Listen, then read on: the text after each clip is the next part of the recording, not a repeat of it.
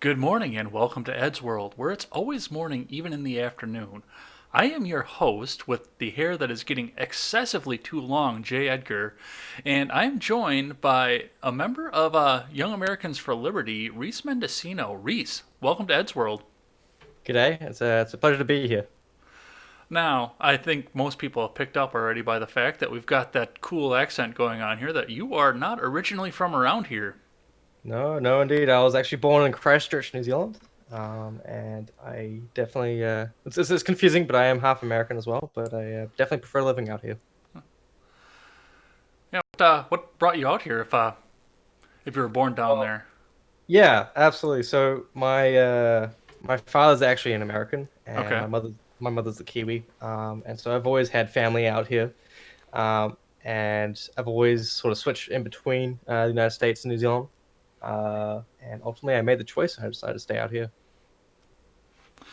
Well, that's awesome, and we'll get a little bit more into how you got involved with the Young Americans for Liberty here in just a moment. Here, do want to point something out though before we get going too far into everything, and before we even get into my normal anecdote at the beginning of everything, that I Mhm. commented on the fact my hair is getting a little long. I haven't taken the time I had an injury the last week and haven't really taken the time. I've been sleeping a lot because of the injury, but haven't taken the time to go over and get the haircut, but this is not the longest my hair has ever been. I want to remind everybody out there in the world that I once looked like this.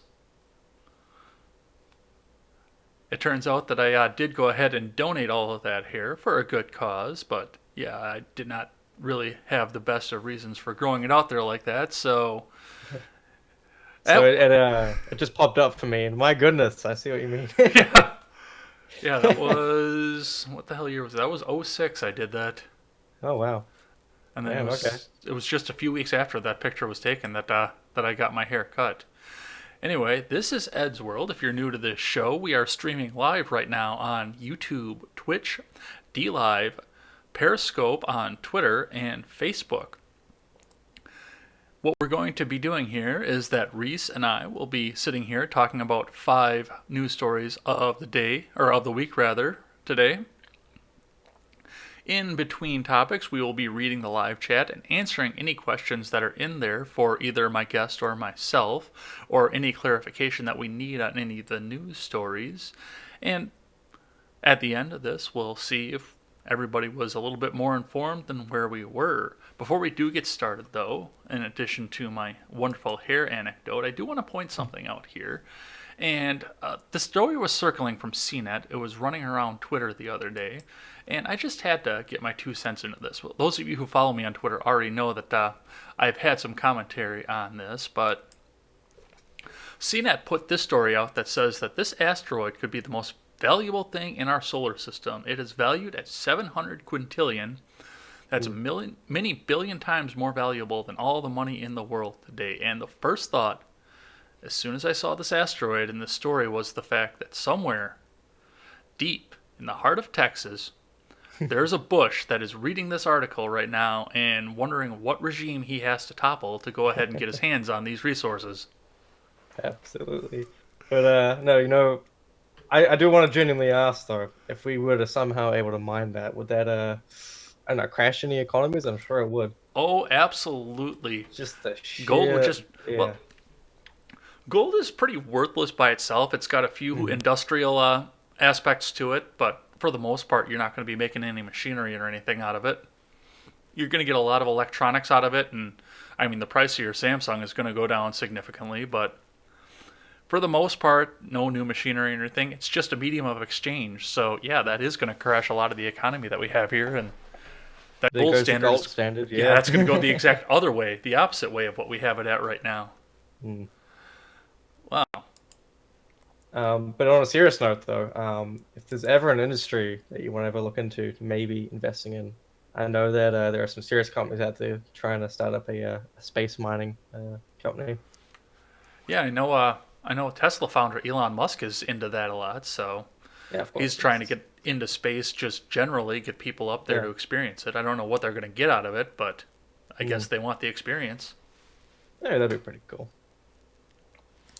Well, we have got a full show here today, and we're having a little bit of fun with this asteroid and my long hair here, but we are going to start on a very somber note once we get into our topics. The 9 Mormons were gunned down point blank in Sonora on Tuesday, so we'll talk a little bit about what happened there.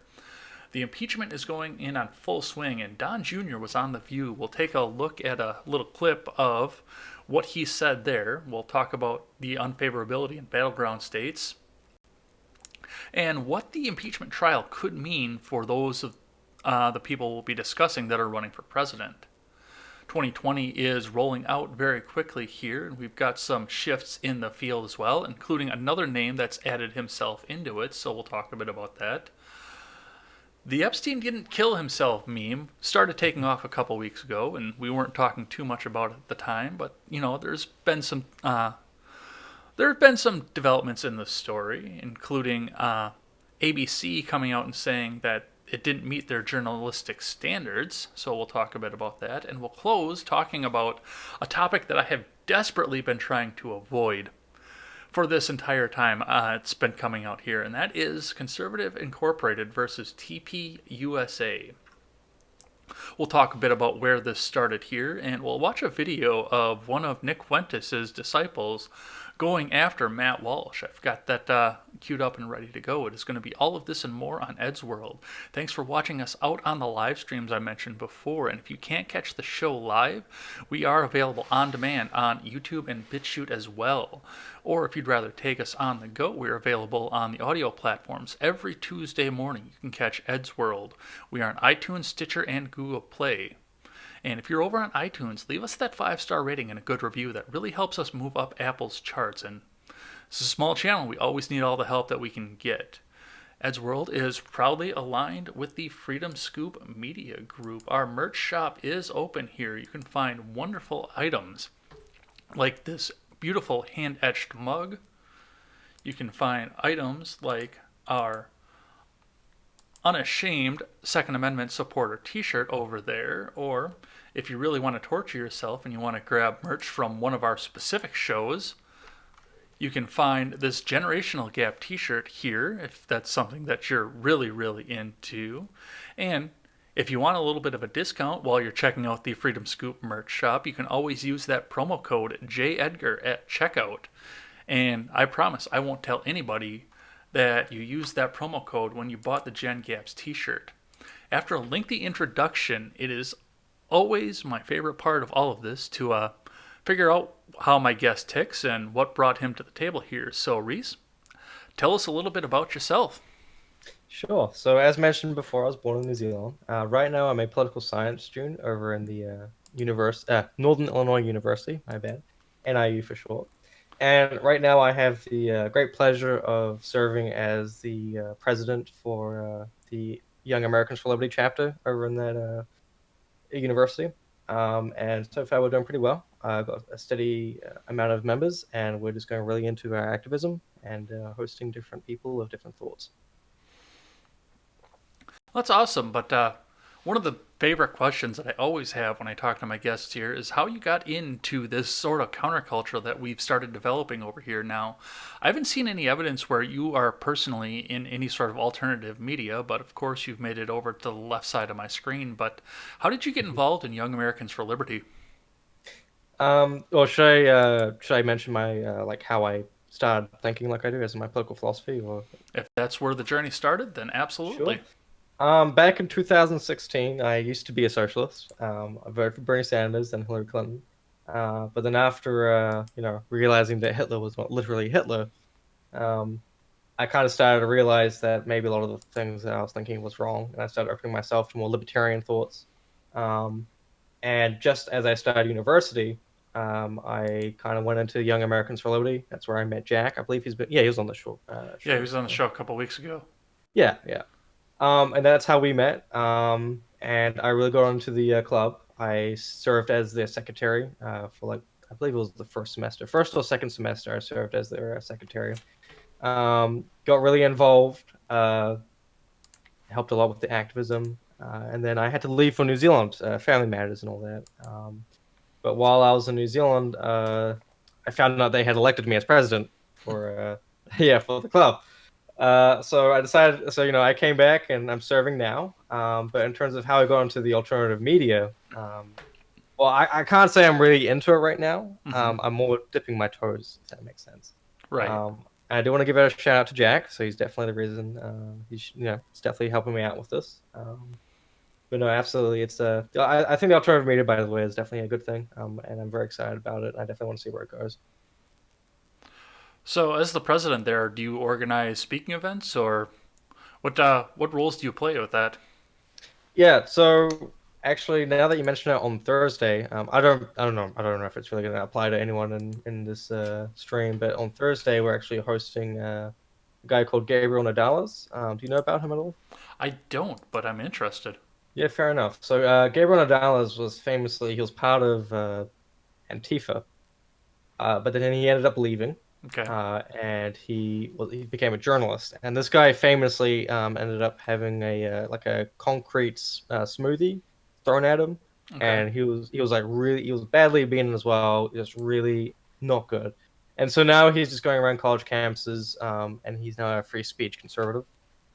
Um, and for the most part, at least for what he's advocating, he aligns with us. And so we're going to have him over on Thursday. Open to the public, 7 o'clock. Um, But no, we definitely do host speakers. We also have some. Sorry, people are spamming me right now in Messenger. I was gonna turn that off.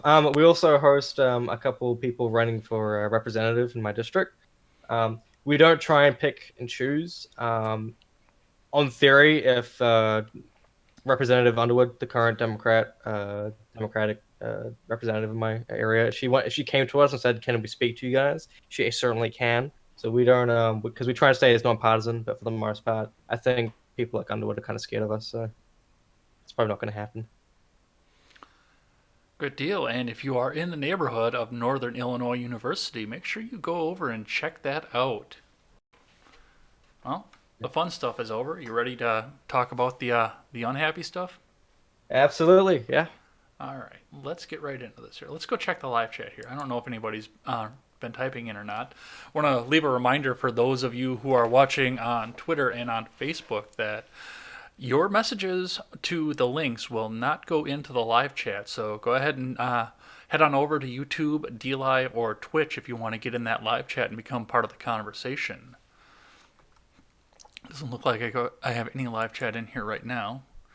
And something may have rolled in earlier, but I had to refresh everything. But let's talk about Mexico. So, on Tuesday in Sonora, 9 Mormons who were originally from Utah, I believe, were gunned down point blank in Sonora, and there has at this point been no investigation of any of this. Reports are showing that this family was part of a sect who had settled in Mexico to practice polygamy. But as I mentioned, Mexican authorities are refusing to allow U.S. authorities to come in and investigate the murders. So, what have you seen on this so far? Well, I definitely know a lot of the background. I don't know too much of well, for example, I know that the Mormons in the local cartel and Mexico, for example, they've been fighting each other for a very long time. Okay. This to me is relatively new. I know of it. I don't know too much of the details personally. See, you're kind of on the opposite end of this because I've been paying attention to more on what's been unfolding as it's been unfolding, but I don't really know what the background is. So, Fair enough. let's start out there with the background then, since you seem to know a bit more about that than I do. Sure. So, first of all, we should try to talk about the Mormons. The fact that a lot of Mormons were removed from the United States because the American government outlawed polygamy, Okay. and that was incredibly important to Mormons. And so Mexico said, "Hey, we don't have polygamy outlawed. Come and settle over here." And so many Mormons did.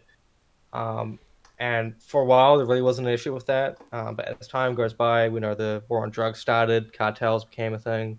Um, and so many of the Mormons and the cartel, they butt heads. Something that should be understood is that these Mormon communities are very affluent. Mm-hmm. And so it's very incentivized for the cartels to actually kidnap a lot of these Mormons and then try and ransom them. Oh, Um, absolutely. I could see this because yeah. Mexico's economy is junk. Oh hell yeah. And so you have these like sanctuaries of wealth and relative safety in these Mormon communities. And so we had these huge issues and these ongoing battles. In fact, there was this issue of the fact that many people couldn't bear arms in Mexico Mhm. just because it's outlawed, but many Mormons just did it anyway. Now, I wanna correct the record on that a little bit because the Yeah, right to keep and bear arms is not outlawed in Mexico, but interesting. there's only one place in the country you can buy them. It's a government-owned store, and I believe it is in Mexico City, Yeah. and that's the only Okay. place you're allowed to buy. Okay, that's my bet. Yeah. No, you are correct in that. Well, I know what the way they got around it is that they actually started a gun club, Mhm. which is very European. A lot of in New Zealand as well. If you want to have a gun, you go through a gun club. Easiest way to do it. All right. But it's nothing like America, where if you want to get a gun, it's relatively easy, and if you defend yourself with that gun, relatively speaking, you can guarantee that you're not gonna, be arrested for that. But in Mexico, it's a whole different story for sure. I'm curious. I know this is gonna bog down the chat here a little bit, but I'm gonna see if I can Google what it takes to move guns from the U.S. to Mexico. Which usually they're coming the other direction, but just what the legal ramifications were, because I believe that these Mormons were pretty law abiding. So let's see. For the most part, I believe they did partake in the illegal gun trade to defend themselves. For the most part, because they wanted more serious guns other than just bolt action rifles. Firearms regulation in Mexico. Let's see. Let's see what the what I know is encyclopedia says. Mexico has extremely restrictive laws regarding gun possession. One store in the entire country. Yeah, it is a constitutional right under Article 10 of the Mexican Constitution. Well, that's interesting. How does that play out though? Like I say, you can have your guns and your arms, but again, you have Mm, to buy them from the government, which I yeah, think facilitates more of the idea of a buyback, like they're trying to do over here. But yeah. doesn't look So like. that's interesting. The idea that the government can determine, well, more directly, I should say, way more directly, who can have guns and who cannot. And in a corrupt system like Mexico, I don't know if I would trust the government to hand out the guns to the right people. Looks like, and this is just kind of overviewing this here because I don't want to read Yeah, too much while I'm on the air, but it looks like you can bring guns from the U.S. into Mexico, but you need a permit to do so. So you have to get interesting. previous permission from the government, which I'm uh, guessing is very restrictive, I would assume. well, and I'm sure that again, with the law-abiding Mormons that are going out that are the subject of this story here, that Yeah. they did comply, and I'm sure that the Mexican Oh government, if no, they're it trying to it, get, it, it should you know, be clarified. They were not. They were pretty blatant about the fact that they had guns. mhm, I'm pretty sure the Mexican government didn't enforce that, mhm. but they were pretty clear that they knew they were breaking the law.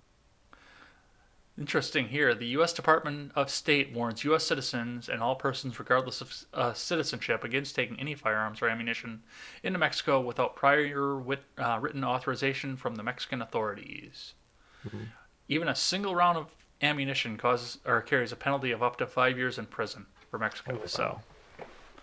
Oh yeah, if you wow. try and do it without writing to the government and saying, "Hey, can I do this?" Yeah. then No. Yeah. you're Yeah. never going to see your family again. No. Ooh. So let's take a little bit of a look more at what's been going on here. Yeah. So Absolutely. um, yeah, on Tuesday along a highway, a bus carrying these nine Mormons was intercepted and gunned down. And again, we don't know a lot about what happened here, but these were all U.S. citizens that were gunned down point blank and just left there to die. No motive has been determined, and as mentioned at the top of the article, the Mexican authorities are not allowing any U.S. authorities to come down and try and investigate this. So we may never know what actually happened here, but I think this may serve as a warning as well for what's going to happen with these communities, and they may have to come home at some point. Well, it's definitely an interesting scenario because many of these Mormon communities have deep ties to the U.S. Hmm. as well as Mexico. And it really becomes, for them at least, it becomes a question of are they willing to give up their practice of polygamy? Hmm. Um, I don't want to make a comment on that. That's their choice to make, I guess. But in the Absolutely. US, it's definitely outlawed. And if they want to come back here, they have to give that up. And to them, it's their religious belief that they have to practice it to get into heaven. Um, but is it okay if I plug in the video, by the way, that I mentioned earlier?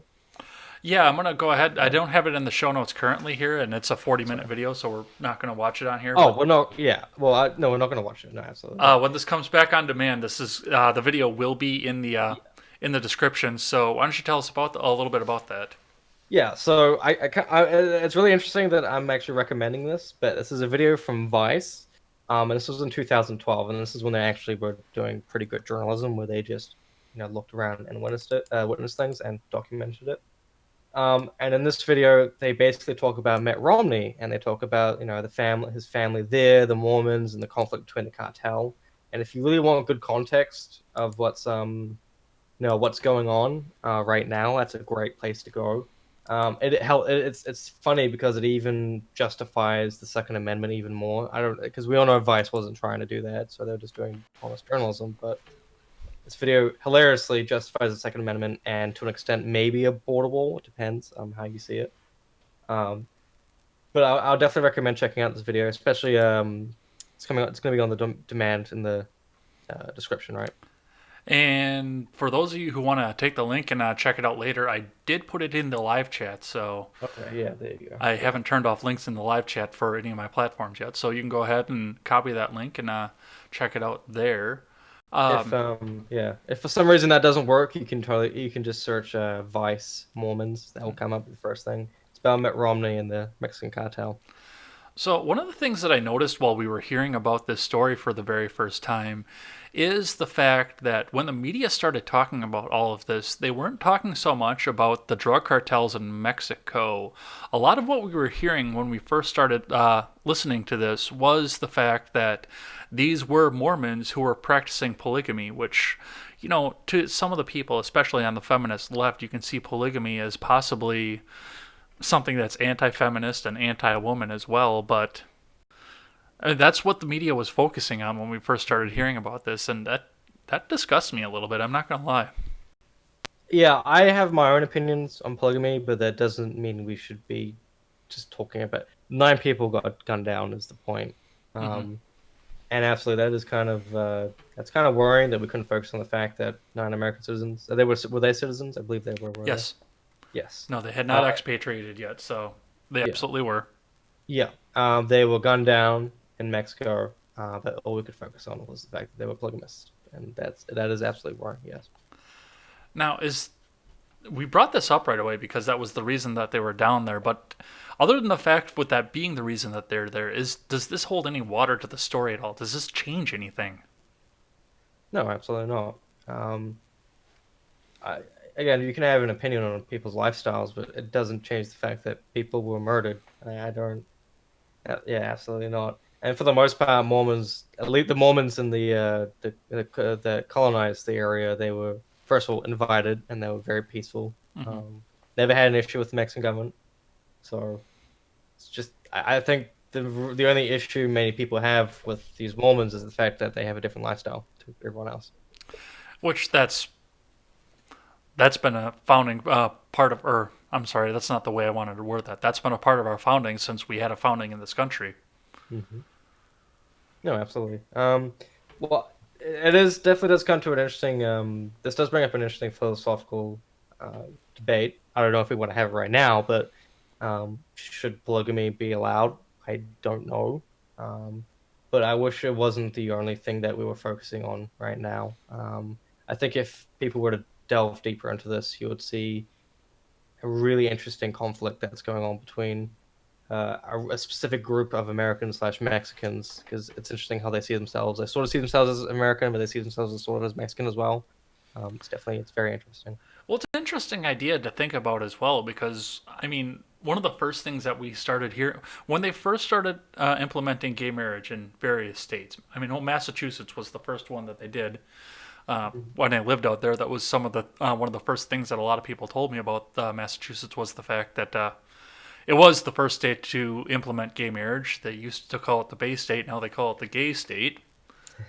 was exactly what my friend told me. that's Nice. that's the exact wording that he used on there. But It works pretty well. Yeah. the slippery slope argument came out of that almost immediately, and it took off even further when Barack Obama made it a federal mandate that gay marriage was to be recognized by the United States government. And that was the fact that we were going to see many of these other lifestyles. And we heard about transgenderism becoming something big. They talked about various bestialities becoming something big on this. Nobody really talked about the other one that we're being concerned about right now, and that is pedophilia coming around. But one of the arguments that they Mm. brought up on the slippery slope argument was polygamy. They thought that Yeah. this was going Yeah. to be something that was going to be the next thing they were fighting for, group marriages. Um, that the slippery that is I've heard that a lot. Mhm. I don't know of any serious anyone seriously advocating for polygamy though. Um, I Well, don't think Romney. Romney. Yeah. Oh, was he really for interesting? Okay, Well, that's he's never something I come did out and not. said that, but he's Mormon, so I'm sure Oh, that's written somewhere well, in the back of his agenda. well, I think it should be noted as well that a lot of American Mormons that actually sort of renounce the whole polygamy part of it. Okay. Uh, and so a lot of the Mormons that went to Mexico were fundamentalists. Okay. So I don't know if that's a guarantee that Mitt Romney. Do we know for sure at all? Like, We don't know for sure, but it's still fun to make okay. fun of him every once in a while. I wouldn't be surprised if that was when he believed in secret. He did grow up in the colony, for example, for crying out loud. Um, So the but last thing I want to touch on in this topic here, diplomatic relations. mhm. What does this do, especially given the fact that I know that President Trump and the former president of Mexico, and I believe the new president of Mexico, have both been taking time to try and work together to try and reestablish a diplomacy. I know that a lot of concern with the illegal immigration is concerning to the Mexican government because they're sending out the people that want to make money and they're not sending out the druggies for the most part. So Hmm. but this is a direct assault on American citizens on Mexican soil with no ability to investigate. So, does this hinder any of the diplomatic relations that we've started to have between the two countries, or Do we know the reasoning? Did the Mexican government provide any reasoning at all? Because I don't really understand what the issue is. as of There, everything that yeah. I've read, no, there's been no reasoning so far on this. So, no, we don't know for sure. And something may have come because I wrote this all up on yesterday I wrote all of this up and I hadn't seen anything Mhm. yet, but I mean, there's been 24 hours since I wrote at this point, so it actually may have come along. Okay. Well, as of right now, I don't know of anything. Just for the sake of argument, let's just say there wasn't any reasoning provided. Hmm. Right now, I don't see what the issue is. They were American citizens, and they were murdered on Mexican soil. I think it's perfectly reasonable for the American government to say, "Hey, can we investigate what happened there?" Well, you're absolutely right on that too, but if I was president and the leader of a foreign country was standing in the way of an investigation like this of an American Mhm. citizen getting gunned down for almost no reason or no reason given right now, it wouldn't be a big sanction, but I would slap a small sanction on that country. Just say, hey, play ball, or we're gonna do something. I would feel because I would do everything I could to get in there and investigate. Yeah, understandable. Um, I guess it really depends on if you're, because I know Mexico and America are really big trading partners, and slapping on a sanction might actually end up hurting us as well, Understandable. or additional tariffs. But in terms of doing everything that is possible, I think I can definitely agree with that. I don't think it's unreasonable for the president to want to actually see what's going on. I think I would hope the U.S. would extend that courtesy to any country if that happened here. I see. Yeah, and that is the hard part because I mean they're right there. The transport costs are low, so we can trade all kinds of things back and forth, and that helps Mexico, and that does help us to an extent as well to trade back and forth between the two countries. So, like I said, I wouldn't put a big sanction on there, but I would put something small enough that they would notice, but it wouldn't necessarily directly affect us. just to basically saber rattle and say, hey, I want to know what happened to my people. Yeah, absolutely. Yeah, we have an interest. They're our citizens, and Mm-hmm. we have every right to ask what the hell happened. All right. I think that's all that I have on this for right now. Let's check back in with the live chat and see. I saw that April was in there when I posted the link, but let's see what we've got going on here. Yeah, April Hart is in the chat proclaiming that her favorite show is on. So thanks for supporting the show, April. Fantastic. Looks like I don't have much of anything else going on there right now. So let's talk about the impeachment story that's going on here now. The first thing that I want to do before we do anything else here is I'm going to play a short video. The first thing we're going to talk about is Don Jr. on The View, and while he had a very lengthy exchange with the hostesses of The View, for the most part, everything that he said throughout the entire thing could be summed up in about the first minute and a half of his appearance. So I got that queued up here. Let's see what that sounded like. Whoops. Here's my interact button. You guys are here. We're going to get to Triggered the book in a moment and your relationship, but you did something that triggered a lot of people yesterday, including myself, by releasing the name of the whistleblower. The whistleblower whose complaint has now led to impeachment hearings. The whole point of releasing a name is to intimidate someone, to threaten someone, and to scare other people from coming out. That's something that dictators do. I've lived in China. I've seen that firsthand. That's not what America does. That's not who we do. We stand by our people. Why did you want to release the name? Listen, Abby, I think it's a fair question. You know, I think the reality of the answer is the whistleblower's name was on a little website called The Drudge Report a couple of days ago. It was in Real Clear Politics.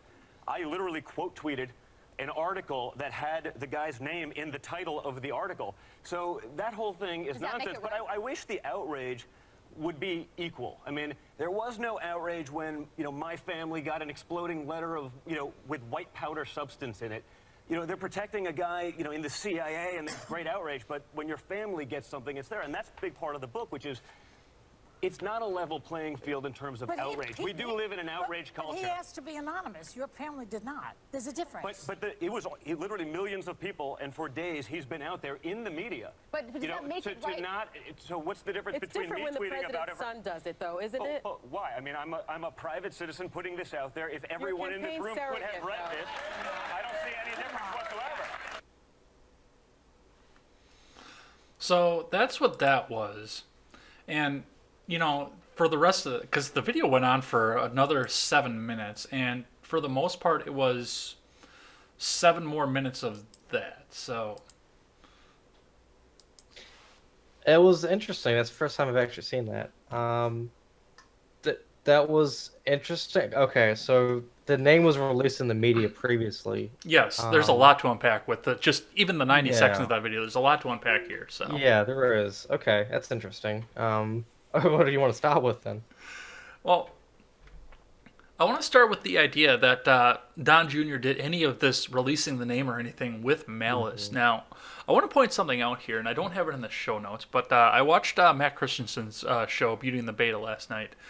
I caught up to it late because I was recording my solo video while it was on, but what I did catch up to it while I was editing, the first thing that I saw was, and I'm not going to say the name, obviously, on the show, but he had a feminized version of the whistleblower's name on his t-shirt and said, "is not the whistleblower."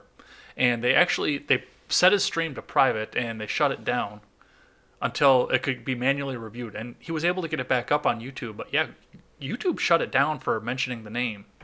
In spite of the fact that it, like Junior said, is widely available on the news right now. Well, yeah, that I don't understand. First, I don't understand where that lady got that whole. That's what dictators do. I think I would understand if the president was the first person to release it. I think I would understand where she's coming from. But like Don Jr. it is, I believe. That was Don Jr. Yes. Yes, like he said, it was widely available information. So I think they were over exaggerating. What they said made no logical sense there at all. Over exaggeration on The View? You're kidding. that that is I don't know. It's interesting because I know Dan Cranshaw went on there. He was shouted down too, wasn't he?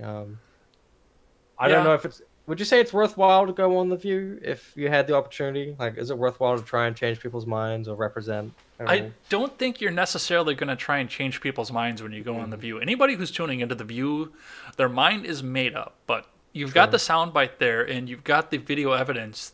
That's a campaign ad right there. The fact that, and like I say, this went on for a good 7 minutes of a lot of people just Mm. shouting down like that. That's a campaign ad right there. The left doesn't want anybody else to speak. Well, or at least when they do let you speak, they just shout you down. They don't let you use your reasoning. It's it's very problematic. I never really enjoyed that kind of conversation, political conversation at all. So now, and let's go back to what was said about this and what was said back to Junior when they were talking about the fact that that this is what dictators do. Because like I say, this first off, this is not what dictators do, and for the most part, what they're doing right now in this entire impeachment sham is what dictators do. Mm. What the left is trying to do is more dictatorial than just releasing a name that has been widely known for quite a while. Is what dictators do is go on social media and shut people down, ban accounts. You can get banned on Facebook for typing out that name, for just saying the name of something that's been in the news for 2 weeks at this point. No, absolutely. I think it's really worrying that we have all these social media companies. They seem to be Hmm. united with that.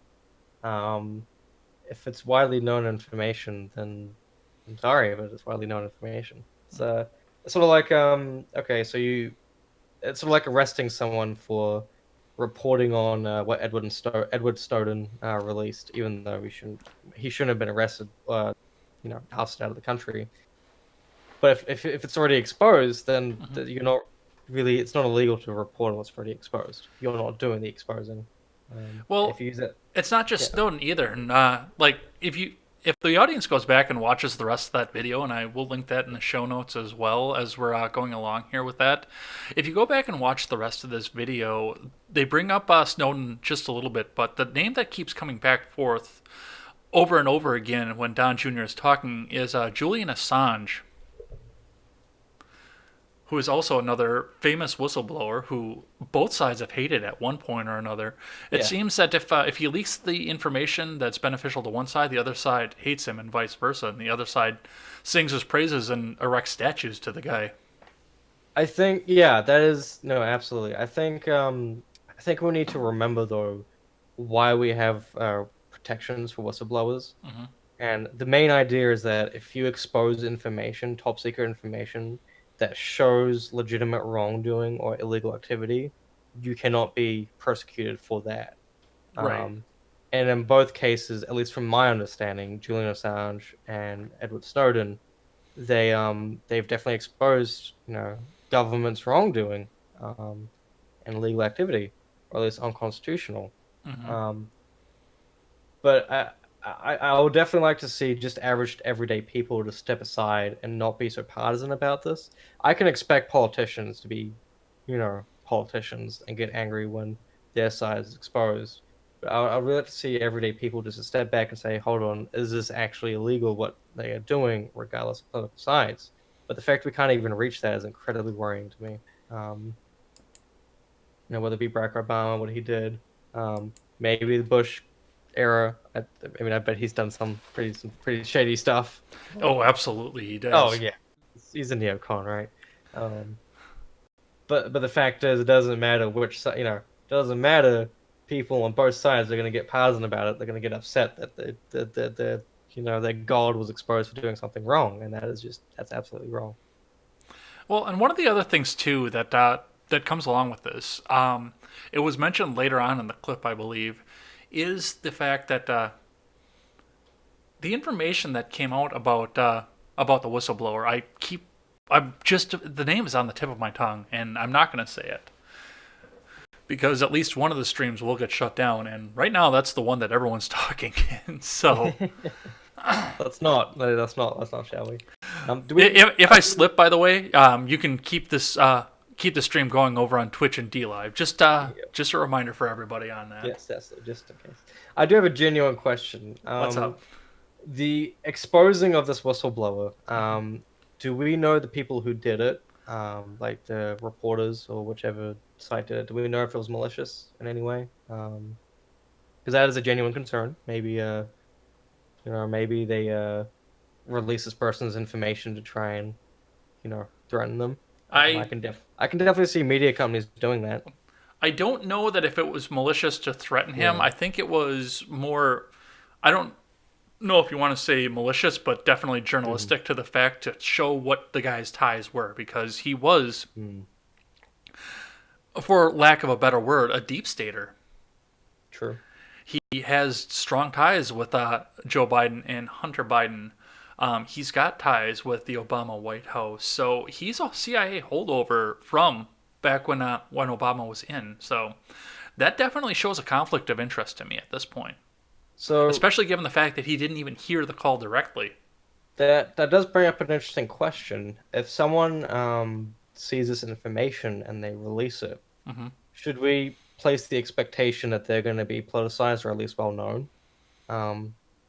Absolutely. Well, yeah, I think so too. Because if we have people just say, "Oh, we have a leak," quote unquote, I would like to know who that leak is. Edward Snowden was politicized. Julian Assange as well. But there's also another side to this. It's probably going to discourage a lot of would-be whistleblowers, though, that could be exposing a lot of wrongdoing in the government. So with that, I think that's definitely a double-edged sword. Well, and then we've got to wonder too when we think about this: is it a legitimate whistleblower, or is it a partisan actor that's trying to undo the 2016 election? No, as it were? absolutely. That is a genuine concern and a valid one. Yeah, absolutely. Well, we're running up on time here. We're already halfway through the show, so let's jump on to some of the rest of this impeachment news here now. Polling has been showing right now that impeachment is very favorable in places like New York City, where Donald Trump has officially moved out of as of last week, but also places like California, where it is not popular. And CNN has had some on-the-ground reporting to show this, is places like here in Wisconsin or Wyoming or places in the middle of the country where people either don't care or don't want to see it happen at all. So Well, I'm sorry, were you going to say something? I was going to say something. I was going to ask, what does this do to the fact that are they actually going to go forward with this, which I think is going to be a resounding yes, but So, okay, something we should consider is that I'm pretty sure the people who are asking for impeachment know nothing's going to come out of it. A lot of folks, which is really weird to me, but a lot of Americans tend to forget, once someone was impeached, they have to be indicted, and that's where the real business happens. It's incredibly unlikely. Okay, let's say he gets impeached, it goes through. It's incredibly unlikely the Senate's going to actually indict him. I don't think there's any grounds for this. So if we ask, okay, so then what's in it for these representatives? Well, they can use that for their campaign material. Like you said, it's incredibly favorable in California and New York City. It's a campaign tactic as far as I'm concerned. They know nothing's going to come out of it. Okay, we've impeached him, then what? Still have to indict the guy. Do you think he's really going to get indicted? Is it currently a Republican majority? in the House is a Democrat majority, and the Senate is a 3-vote Republican majority. Yeah, and even if it was a Democrat majority, the thing about the Senate is that it's very establishment and it's very keep things the way they are, and a lot of things the vote doesn't get rocked in the Senate. Is my point. And it's unlikely that even a Democrat, all the Democrats in the Senate would indict him. Well, it's really interesting that you bring up the trial that's impending off of this, and the campaign as well, because I have that in the show notes as well, and I want to talk about that because you're absolutely right. Once the statistic is in, and this is not including anybody else who's going to vote for the impeachment, because even the red state Democrats voted, with the exception of 2, voted to go ahead with the inquiry, and there's no evidence right now that says that they're not going to vote to actually have the impeachment itself, to have the statistic out there, but this impeachment is going to carry over into 2020. They can't keep this going forever. They can't keep the investigation going forever because Mueller's already investigated almost everything that they're going to be investigating into this. Sooner or later, the people are going to demand action out of this. So we're going to get a trial at some point here. Now, this trial, given the fact of when all of this started, is going to land right directly in prime campaign season. And almost everybody who's running for president right now on the Democrat ticket is a senator, with very few exceptions. I don't think Joe Biden is serving, is he? He's not serving currently, and he's going to be the one that walks away from this because Yeah. Kamala Harris, Elizabeth Warren, Cory Booker, Mayor Pete's going to walk away with this too because he's a mayor in some podunk town in Indiana. True. Yep. Other than that, I mean, 3 of the front runners right there are senators. That definitely does make me wonder, though, how many of the establishment Democrats, the somewhat sane ones, because right now we have the New Democrats, the Squad, that kind of New Democrats, and then we have the establishment more of, I'm sorry, who's the current Speaker of the House? I don't know. Nancy Pelosi. Nancy Pelosi. I don't know why I forgot her name, but I did. She can sort of be seen as more establishment. She definitely resisted. To her credit, she resisted the impeachment hearings. Yeah, because there's a lot of moving parts that go to this, and Yeah, like we absolutely, bring yeah. up, or like I just brought up, this is going to definitely affect the ability to put a Democrat in the White House. And that makes you wonder how many establishment Democrats want this to happen. And my feeling is that many of them actually don't, especially those running for the president, or even just trying to run a re-election for the senatorial race. Because I genuinely do wonder if there's something else going on with this. Because if you're a representative and you're a Democrat and you're in California, this is great for you. But if you're a senator in, let's say, I don't know, Pennsylvania or Illinois, not so much. Or even Wisconsin. Do you guys have you guys have a Democratic senator, right? We've got one of each: Ron Johnson, Yeah. the Republican, and Tammy Baldwin, the Democrat. Yeah, exactly. So I highly doubt your senator wants this to happen. And it definitely does raise more questions than it answers. So we've talked about now what the investigation is going to mean. And let's talk about the investigation itself that's going on here, because the inquiry's open and the rules are out means that Republicans can start to subpoena witnesses to have their own hearings and try and bring charges forward or discount charges as it may be. And the House GOP has called on some very interesting people off of this. They're calling on Hunter Biden, which they should have been doing from the beginning. But they've also decided to call the whistleblower who shall not be named on this channel, and Adam Schiff himself. The who shall not be named, yes. It's like Voldemort, seriously. Oh my god, how the hell do I know that? Come on. That was my childhood, Harry Potter. Well, I actually I don't know if I explained this part of it. I kind of want it to happen because I think there's going to be more dirt on the Bidens than there's going to be on Trump. Yeah. So I sort of want this to happen a little bit. I think it's gonna be good fun. That's my official statement is fun. But no, it's if you look into why this whole thing is happening, if you look at the whole Ukrainian scandal thing, I don't know who thought it was a good idea to try and impeach Trump on those grounds because it really just puts more dirt on the Biden and Obama than it does Trump.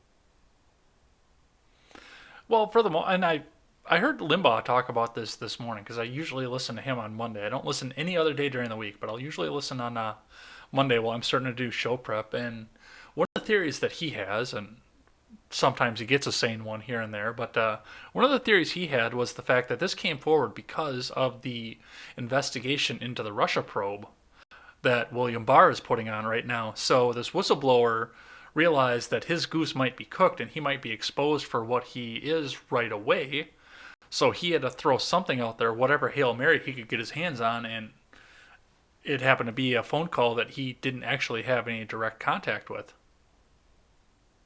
I find it hilarious that just the circumstances that this came out. and just the reaction. I I really do wonder if we actually live in a clown world, because if I was in charge of the DNC, I'd be like, we're staying away from that. Oh man, my man Joe, man, oh boy, don't want Yeah. to talk about that. Shove it under under the carpet. But nope, that's not the reaction. Impeach the guy on those grounds. I say impeach Trump. No, not impeach him. Do the impeachment hearings and get that information out. What happened, what Joe Biden and Obama have been doing. Get that out. I'm talking to the GOP. If you're in charge of the GOP or you're part of it, you know, go with it. Get that information out about Joe Biden and really hammer that in. Because seriously, there's going to be some serious dirt in that.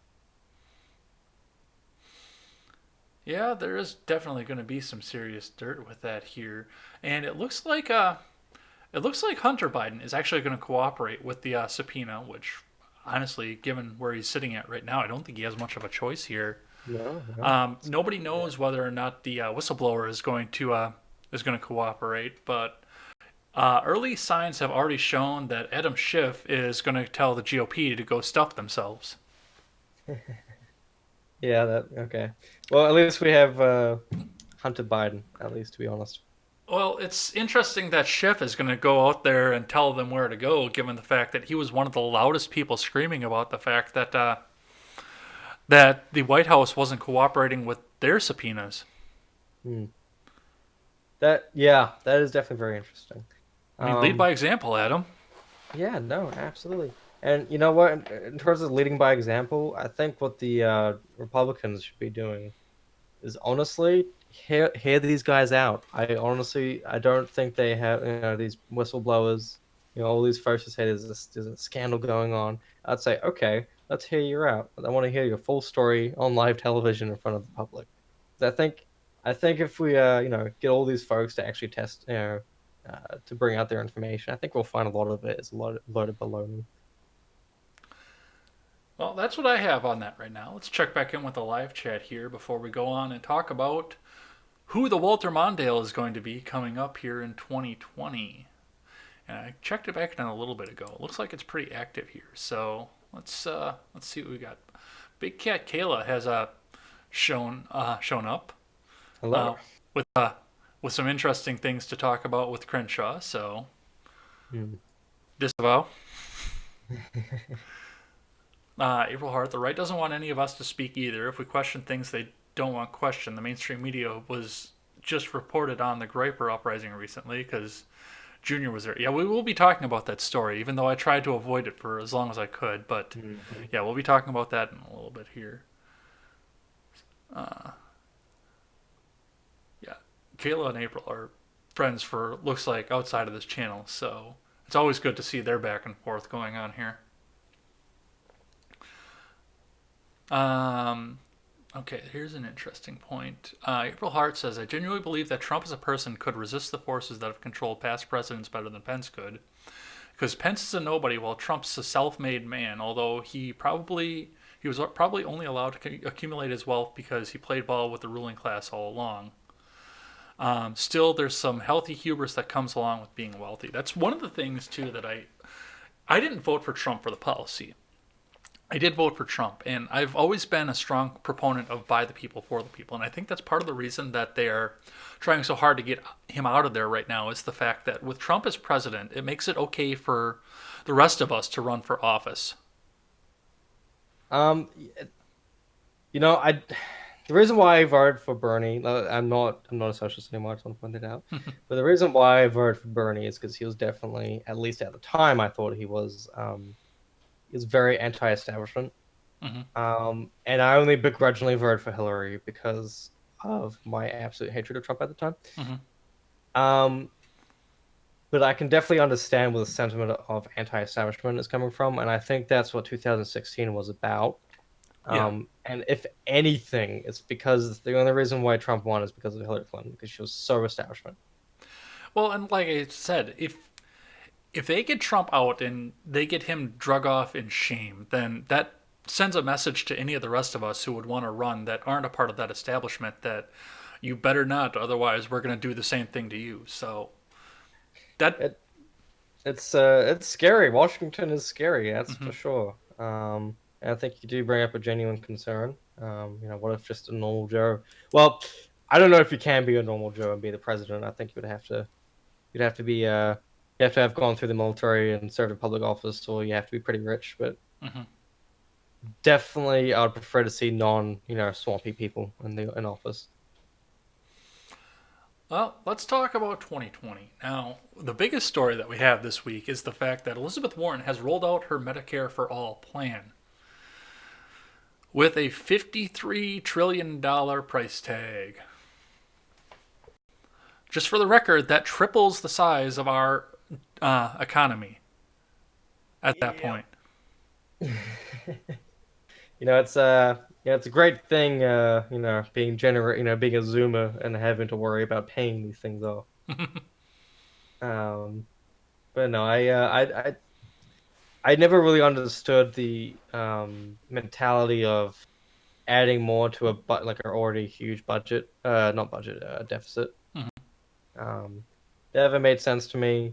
I think the reasoning is that more Americans will be saving, or like if you tax the rich, we'll get some money somehow out of that, or if you just tax regular Americans. But I've never really understood that sentiment, and I'm always very worried that I'm going to have to end up paying that off. So that's $3 trillion dollars. Well, Warren is sticking with the only the rich will pay narrative off of all of this, and she actually put a calculator out there to show what the rich would pay. But the problem with her calculator is that what it calculates is not necessarily the income of a CEO. Now, on income, Jeff Bezos, one of the richest human beings in the world, only makes about $80,000 a year on regular income. Everything else that he has in wealth is either holdings in Amazon, which he would have to sell off to get the kind of money that they're trying to tax out of him, or it's interest on something else that he's got in the bank, money he's got in the bank.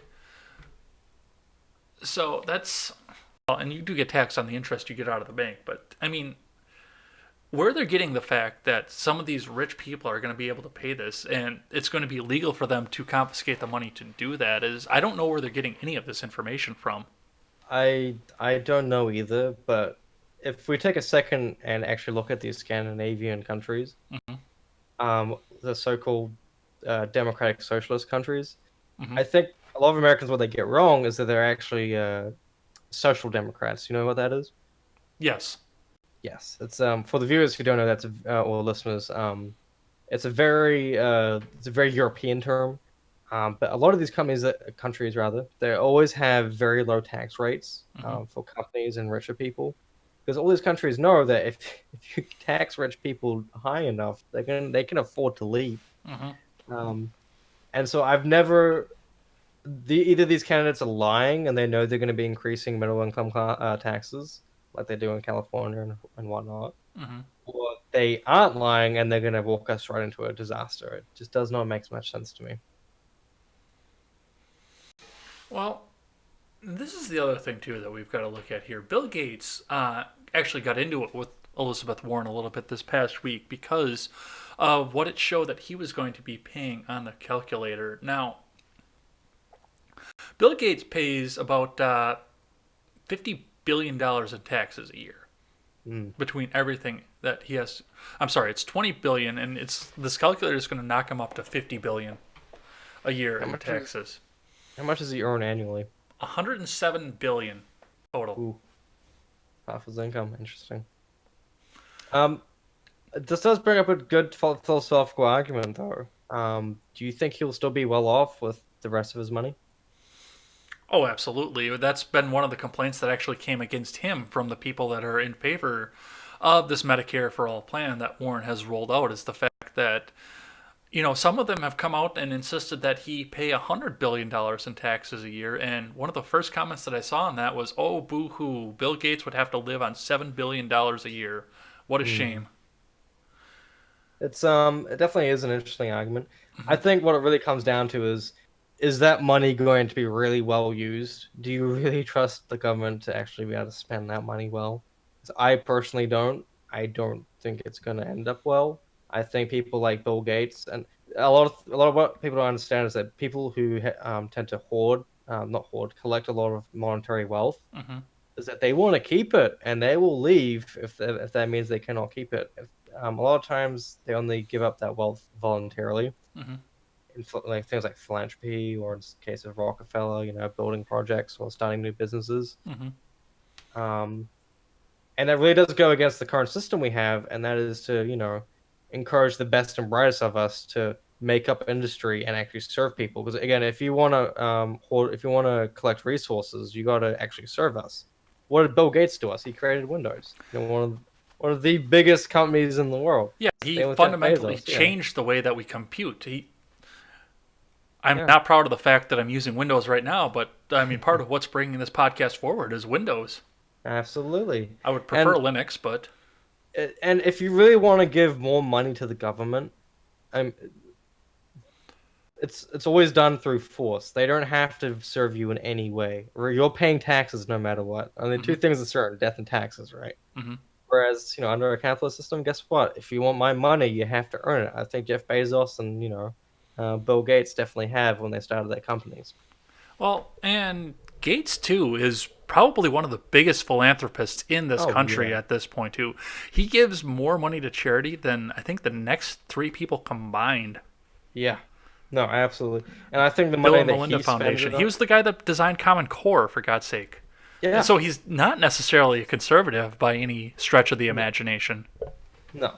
But I mean, okay, so that money that Bill Gates gives out, the Mm-hmm. reason why that is going to be 10 times more effective than any government program is because Bill Gates can voluntarily choose, no, I don't want to give that charity because that charity is crappy. Mm-hmm. And so anytime a philanthropist gives money, or anytime you give money, it's going to Mm-hmm. be 10 times more effective than the government program. Government Mm-hmm. program doesn't really have an incentive to work that well, just because, again, you're paying your taxes no matter what. Um, and it's going to be a lot of money we're going to be losing to this for those charities.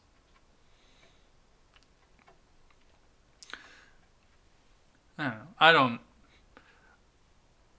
I don't see Medicare for all coming into this country at all. Just there's no way that we can stomach that kind of payment, especially given the debt that we have already.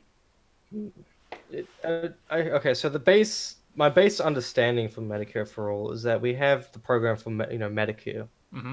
and from my understanding is it Medicaid or Medicare that is a sort of a subsidy for poor people? Because I know we have a somewhat of a program for poor folks to get medical care. Well, Medicaid is supplemented by the federal government, which is a Yeah, practice that if I was in power, I would stop as well, fair enough. because there's no reason for the federal government to be paying out to states. But Medicaid by itself is usually a state based program. Each state has an individual Medicaid program, and then the government supplements it as they needed.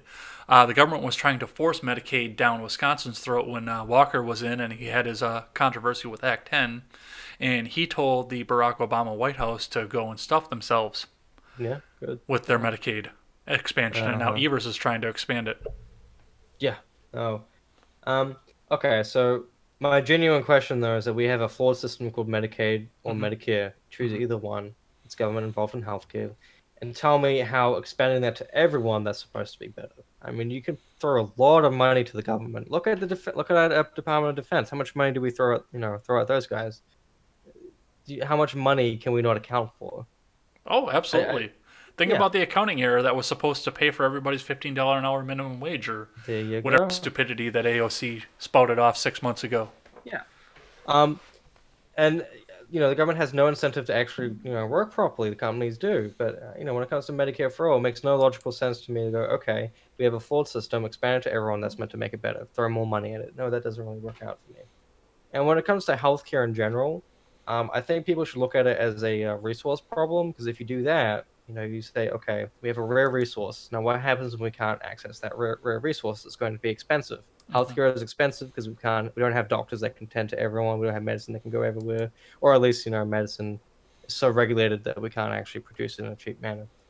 But what you're trying to say with Medicare for all or universal healthcare is say, okay, we have a rare resource that we can't distribute to everyone. What we're going to do is then say everyone gets it.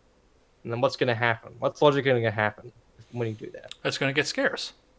Yes. Well, we already have a scarce resource, and we're trying Absolutely. to give it to everyone. What's going to happen is everyone's going to have to go on waiting lines. That's Mm-hmm. what happens in the UK. It's what happens in Canada. It's what happens in New Zealand. Um, And instead of talking about how we're going to distribute this rare resource, I think we should be talking about how can we make it easier to make, how we can make it easier for people to practice it.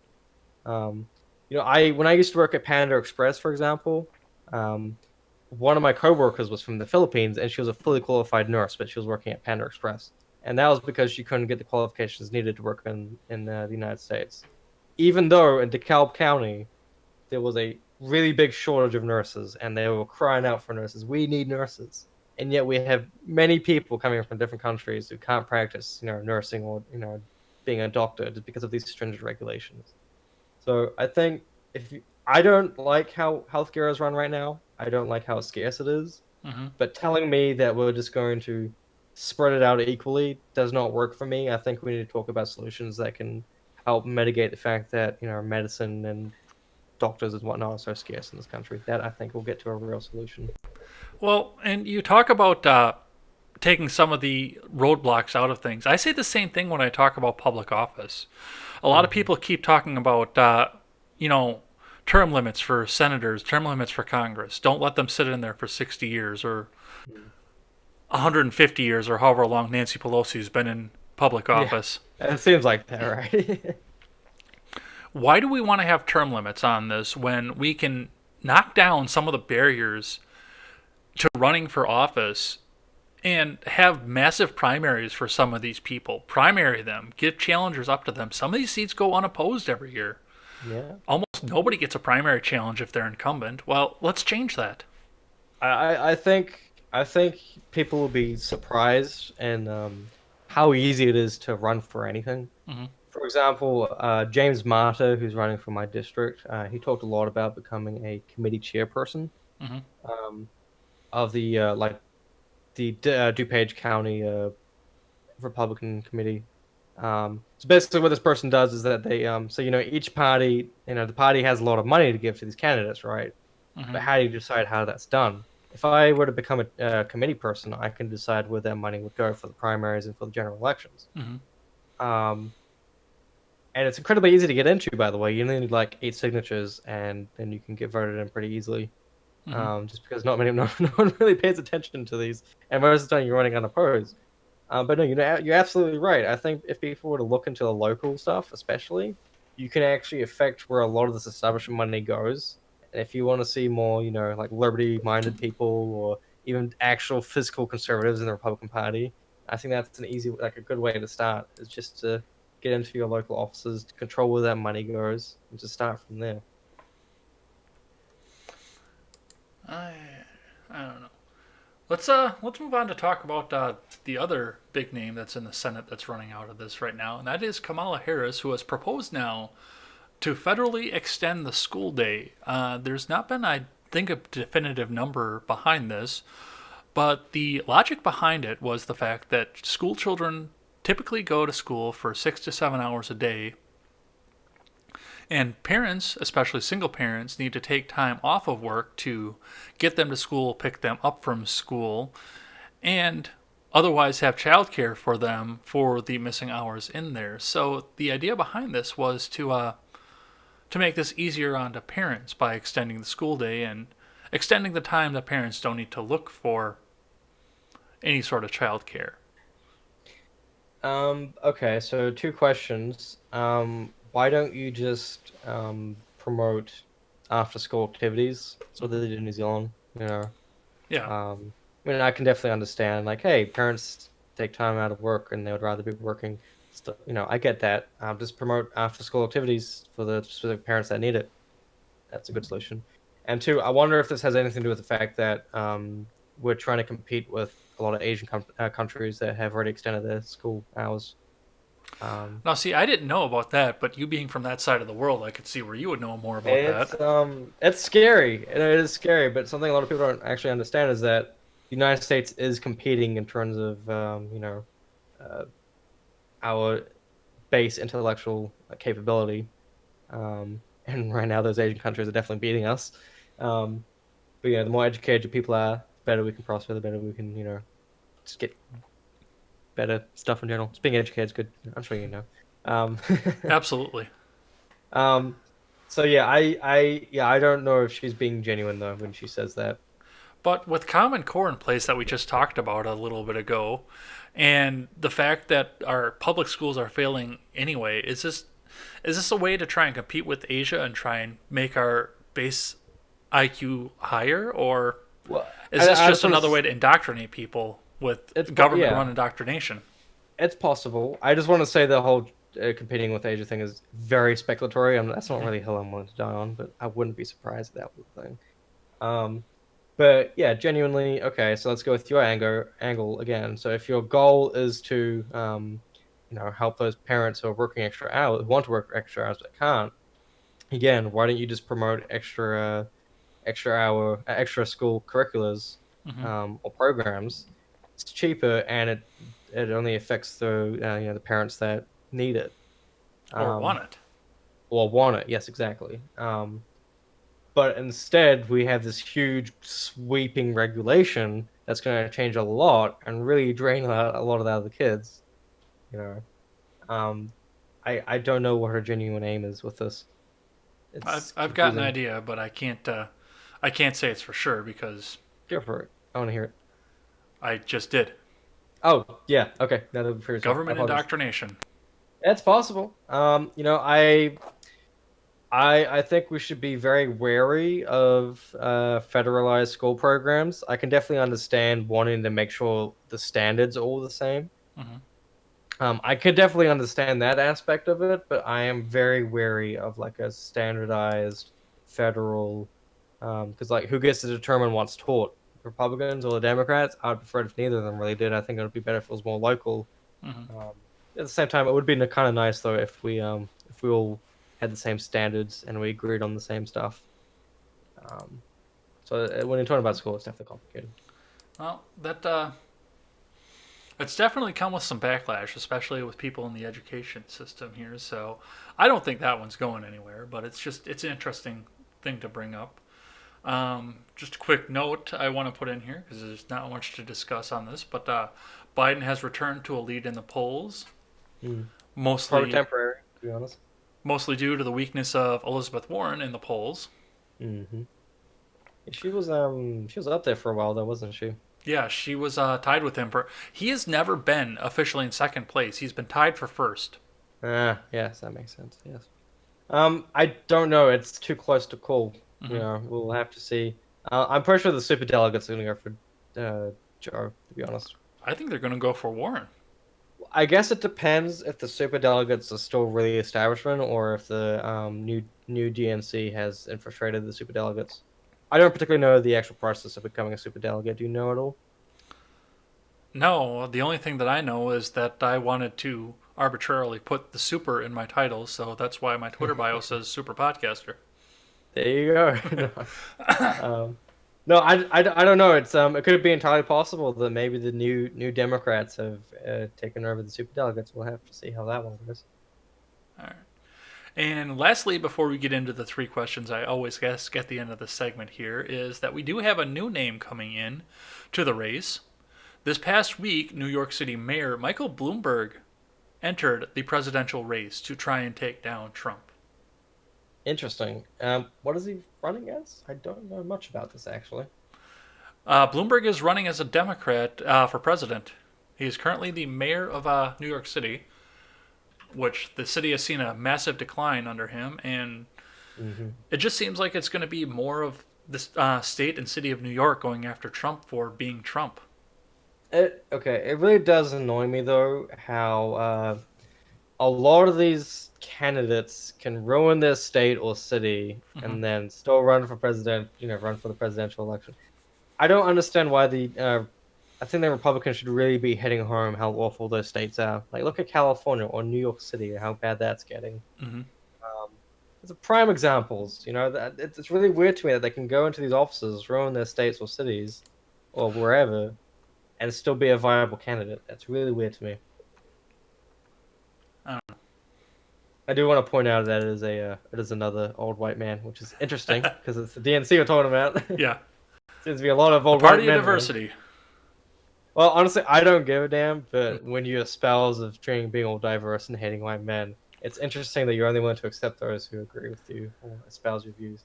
Well, and with the exception of Yang, and Marianne Williamson, which I don't even know what's happened to her at this point. With the That's a exception good of those question. two, it's just establishment long-term politicians already. I guess Tulsi as well, though. Well, she's also holding office right now. When True, I went true. into 2016, I was not a Trump guy at first.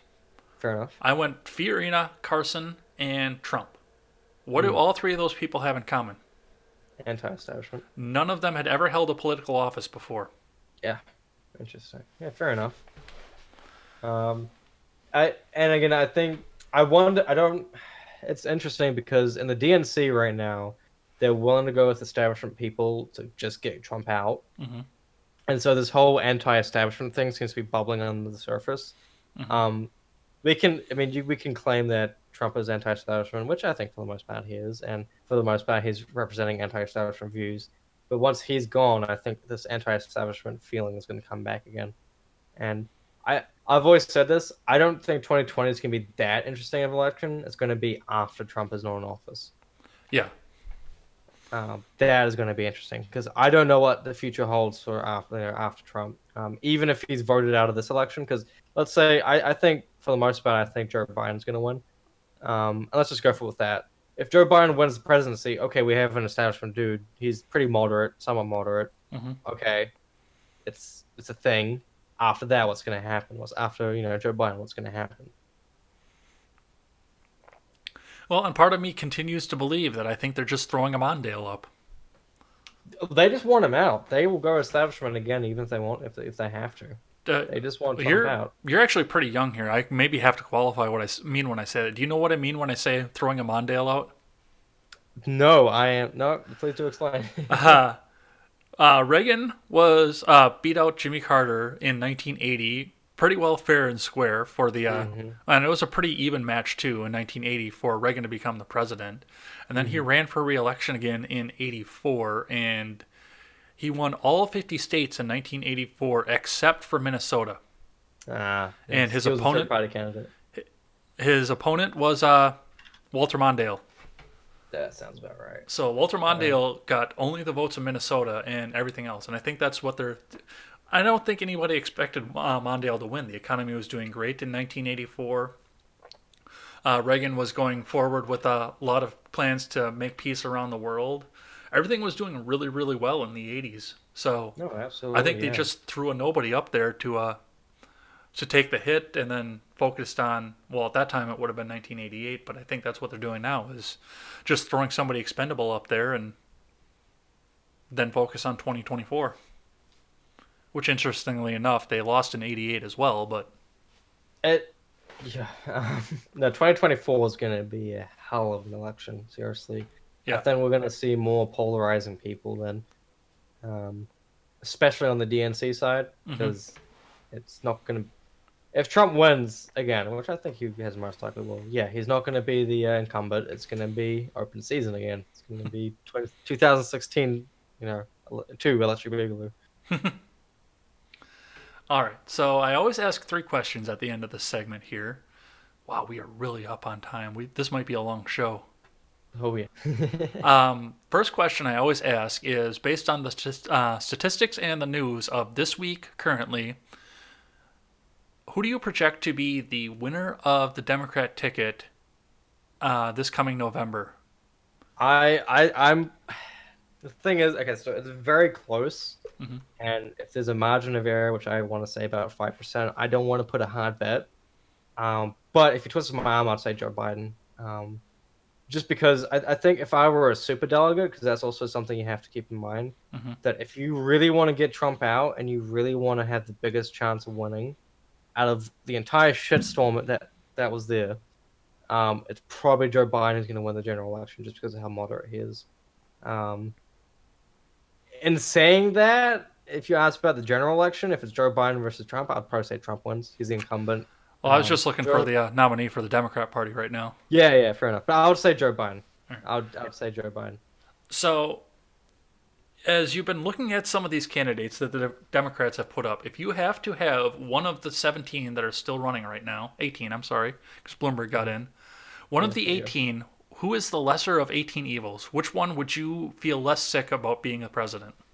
Tulsi Gabbard The thing about the thing about this with a lot of libertarians, great, she's anti-war, good for you guys, but she's also a bit of a socialist. But I am totally okay. What I would hope would happen is that we get a Republican majority in both the Senate and the House, and have Tulsi Gabbard as president. So basically, she can't put in any socialist stuff, but should be commander in chief, and I think she'd be a pretty good commander in chief. So I'd be kind of happy with that. All right. And lastly, not for any policy prescriptions or any statistics, for pure entertainment value, which one of these candidates do you want to see on the debate stage next to Trump going into the 2020 election? Can I do people who've already left? I'm going to throw a no on that one. Okay, fair enough. Probably Elizabeth Warren. I want to see the whole fake Hontus thing happen again. But actually, when they're standing right next to each other, I'm sorry, there's so much material for Trump to make fun of her about. That woman can't improvise for shit either, so. No, I think that pretty much Trump improvised most of his campaign, doesn't he? Yeah. He's pretty good at improvising. I'll give him that. But no, I think Elizabeth Warren would be the most entertaining. All right, let's check back in with a live chat here.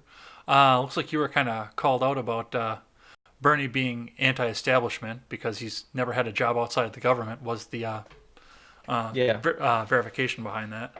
That's fair enough. And I mean, when I was 18, was I 18? I believe I was 18. He's when I was anti-democrat 18 establishment is what he is. Yeah. And when I was 18 though, he gave me the appearance of it, and so did many other voters, and I can definitely sympathize with them because I voted with them. Was that correct? Is he anti-establishment? No. And I think who said that exactly was, well, whoever said that in the chat, you have a point. Absolutely. You've also been called out as the Zoomers are going to have to pay for the consequence. It's the Boomers that are on their way out. So, did I say boomers? No, you had said that. I think you were misunderstood with your accent, where you said you wouldn't have to pay some of these things off. Yeah, no. I meant Zoomers. Zoomers is Generation Z. We just put Z in front of the B. Yeah. Maybe it was my accent, but no, I meant Generation Z. So okay. Absolutely, yeah. Looks like Kayla is looking to see if there's snow out there. Well, what I have to say is I don't know where you are, Kayla, but there is definitely snow here. No, it snowed today. I kind of slept in, didn't go to my mathematics class. So no, it definitely snowed. It's snowing over here. So let's talk Epstein. Oh yeah. Now, a few weeks ago, a meme started circulating that a fact should be read, like, I don't know. Neil Armstrong was the first person on the moon, Buzz Aldrin was the second person on the moon, and Epstein didn't kill himself. Yes. I also saw a news article on how memesters, such as myself, are keeping the story alive. And you know what I have to say about it? Good. It's honest work, but it ain't much. Sorry, it ain't much, but it's honest work. God damn it, I flipped it. But no, absolutely, it's good fun. Well, not the whole Epstein thing, but keeping the story alive is good fun. Well, very shortly after all of this started out, a medical examiner actually came out with a statement, on record statement, saying that the Epstein injuries were more aligned with murder and strangulation than they were with suicide, being the second medical examiner to come out on record and say this. So, I have a genuine question for you. What's up? If this was like any time other than now, like maybe during the 80s, the 70s, 60s, whenever, just earlier in time, if this story had come out, do you think it'd be a bigger deal? Mm-hmm. Yeah. Oh, absolutely. I'm just baffled right now. Like, I'm seeing these stories, I'm seeing like these medical examiners saying this, and the fact that I know that we have a man who ran a pedophile island, who had many, like this stuff is like absolute gold for these news corporations, and yet they're not releasing it. Mm-hmm. Well, we'll talk about this in a second too, but I just want to point out the fact that, like I said, right at the beginning, the medical examiner said that the hypoid bones in the neck were broken in a manner that was more aligned with strangulation than it was with hanging himself. Plus, the entire physics of everything that came along with this. And I mean, this is not new. This guy didn't kill him. There's no way. I'm yeah, no, Too many absolutely not. things I had don't. to Yeah. be. Too many things had to happen the way they did in order for this man to be And dead. you want to know something? I am on the fence with voting for Donald Trump. Hmm. But if Donald Trump goes to one of the debates Hmm. and says Epstein didn't kill himself on stage in front of everyone, I think I would vote for the man. Just because he said that. I think I don't know why a lot of Republicans aren't taking advantage of this. Hmm. Maybe there. I wouldn't be surprised actually if there was some swampy Republicans involved in the whole Epstein thing. Um, but this is really crazy to me. Again, clown world. I think we live in a clown world. So, former ABC producer Ashley Bianco was on the record as well this past week, and she leaked the fact that ABC had a story in the works about Pedophile Island, Hmm. but for whatever reason, it didn't meet ABC's journalistic standards. This being ABC, the same company that put out the video of the Kentucky shooting range and called it Syrian footage. All right. Now, So Bianca is yeah. no longer employed by ABC. She had actually moved on to greener pastures and she had gone over to CBS in place of ABC. But ABC had twisted the arm of CBS, which shows you the power of Disney, Hmm. and forced them to fire her for the fact that she had leaked this. I do have a couple genuine questions. So let's say you're the head of this news company, Hmm. and one of your reporters comes out with this information that there's a pedophile island, and there are some seriously connected people implicated in this. Hmm. I wonder because I don't want to jump to the conclusion that ABC or Disney or whoever the top brass decided on this Hmm. is part of this. I don't want to jump to that conclusion. I just wonder if these folks were genuinely scared because that's a lot. That's a lot to to do, or if they were actually involved. Maybe there's even a deeper conspiracy happening with this. This is a huge conspiracy. I mean, this is the kind of stuff that we're going to be talking about for a generation to come after this. This No, is yeah. the JFK thing all over again. Uh huh. No, the fact that our government was run by pedophiles. Yes. Yeah. I've always said if there's gonna be, do you know what I mean by the boogaloo? Do you know what that means? Yes, yes, I do. Yes, the boogaloo. For those who don't know, it's just American Revolution 2 electric boogaloo. If there was any reason for the populace to actually boogaloo, I think it would be the 100% undeniable confirmation that this government was run by pedophiles. Um, and I do wonder if this will actually come out properly or just be another conspiracy theory. Well, and nobody in the government is talking about it either. I actually went Hmm. after Crenshaw on this on Instagram Oh. because I follow him over there because I used to think he was sane. No, he's very much towing the party line now, isn't he? Well, he had put a little fluff piece on Instagram about Texas shelter that had a 100% kill rate when he started getting involved with it. And he got involved with a charity for this pet shelter, and now it's gone from a 100% kill rate down to zero kill rate. And I couldn't help myself, and I got in the comments and I said, "Well, Representative Crenshaw, can you talk about the kill rate of the Metropolitan Correctional Center?" There you go. I like it. That's actually pretty good. That's I've good. got no response from that so far, No, but the thing about okay, so I found this out with Rand Paul as well. uh-huh. But the people who I used to respect somewhat highly, Hmm. they've turned to such establishment Republicans. They turned the party line, Hmm. and I highly doubt you're going to get a response. Sadly, that would have been great if you did respond though. That would have been. So, what's next for Bianco, do you think? I'm sorry. Can you repeat that? What's next for Ashley Bianco, do you think? Oh yes, Ashley Bianco. My bad. I don't know. I think she's to the left, but I honestly don't care. She seems to be a genuine reporter. Hmm. When I watched that leaked footage, I could tell that she believed in what she was doing Hmm. and the reason why she was looking into it. I think you can, I mean, I don't think it's unreasonable to say you can be a leftist and not like pedophiles. It's totally a thing.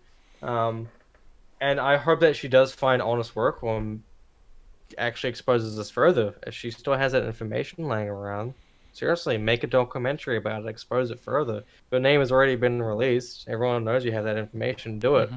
Do it before Hillary Clinton gets to you. You Yeah. want to do it. Well, I mean, do you think that she has the capability of getting another job in media? Is she blackballed at this point? Does she make I a don't. YouTube channel? You know what? I don't think that really matters anymore. Hmm. She has a big enough name where she can start her own account on YouTube Yeah.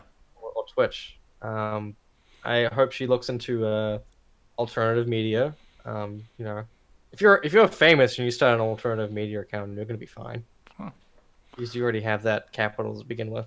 Um, but no, I hope she does leak even more information. She still has some files laying around. Just like what you found. Just saying. Just leak it. All right. Well, let's check back in with the live chat here, and then got one more topic here and a nice little video to go along with it. So let's see what we've got here. Oh, Midget B came in. Thanks for supporting the show, Midget B. April Hart says, after she called you out a couple times before, now she's saying that you're right. The mainstream media is Yeah. definitely covering all. It makes you think. It absolutely does. Well, I appreciate the honest criticism. Although I think one of them was a misunderstanding. That's fine. I have an accent. Don't worry about it. And Midget B says it's a globe-spanning, self-perpetuating cable of billionaire aristocrats, law enforcement officials, and bureaucrats. Yeah, I think there's some truth to that. Yeah. I'm always very cautious when it comes to my conspiracy theories, so I tend to be a bit of a party pooper, but I think it's possible. That could be a thing.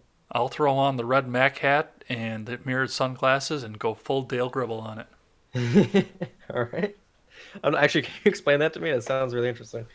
Have you heard of a cartoon that's no longer in production right now called King of the Hill? Yes. Oh, Dale. Yes. Oh no, I love King of the Hill. I feel really ashamed that I don't know. Yeah. Yeah, I'll No, go full Dale Gribble on this one. yeah. No, there's a really good meme out there, and they have like the different King of the Hill characters and a political compass. Mhm.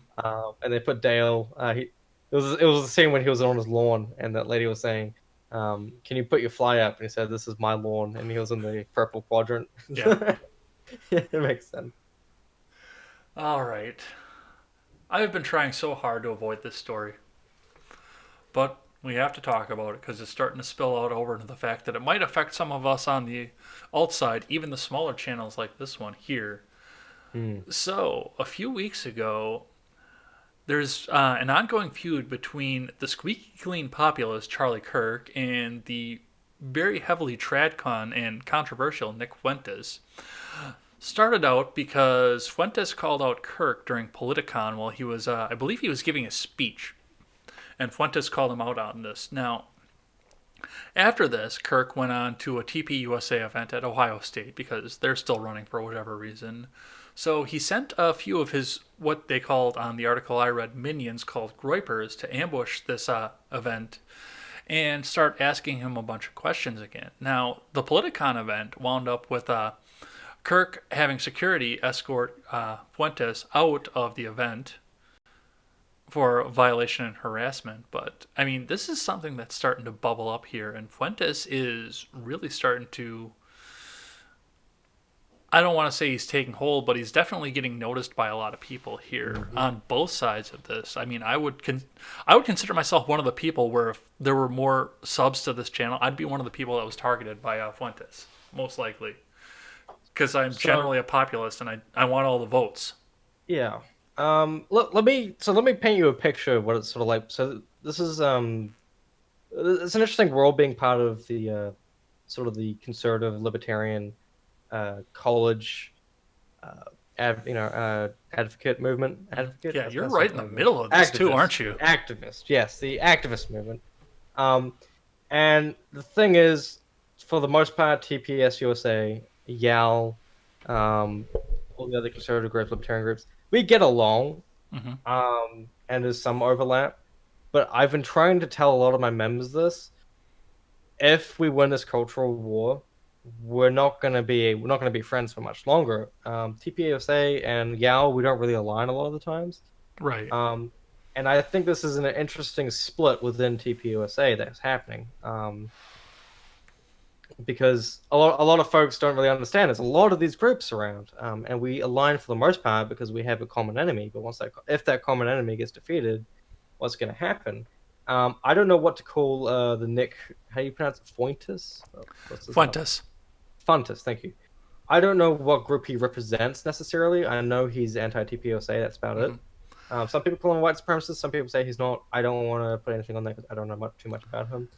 Well, But I wonder. he's a lot more traditional, and I know a lot of Yeah. the arguments that I hear when I hear arguments for Nick Fuentes is the fact that the party's being taken over by anti-Christians and gays. So I think he's got a representation in the religious aspect of everything.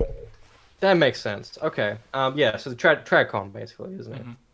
Um, and I actually kind of foresaw something like that happening. Because a lot of people tend to think that the right doesn't have the religious right aspect to it. Um, and I wonder if the Freudians, I'm sorry, that last name is a nightmare for me. How do you pronounce it? Fuentes. Yeah. Imagine You know, first. I'll just say Nick. I'll just say You Nick. can do that. Imagine because it's a Hispanic name that the U is a W. Ah, okay. Well, you know, See if that helps you out at all. For now, I'm just gonna say Nick because I Okay. don't want to butcher his name even further. I'll do some training later. It'll be great. Well, I wonder if the Nick side is gonna split from TPUSA because TPUSA in itself is a really weird coalition of people. They don't really the only discernible aim TPUSA has is to go against campus leftism.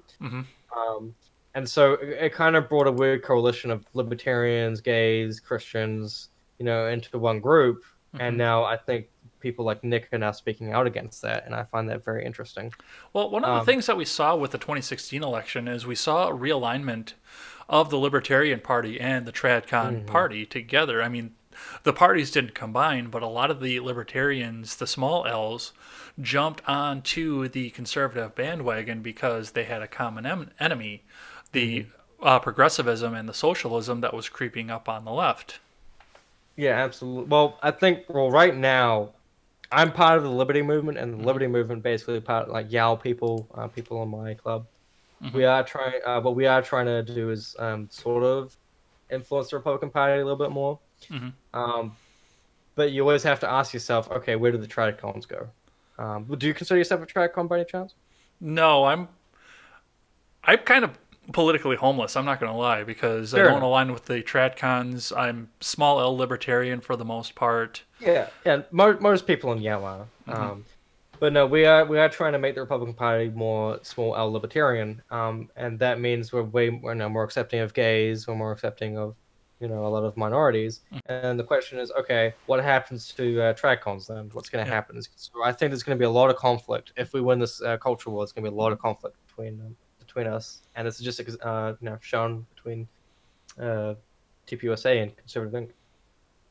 Well, and it's the same thing too. I mean, with the David Duke controversy that came during the 2016 election as well.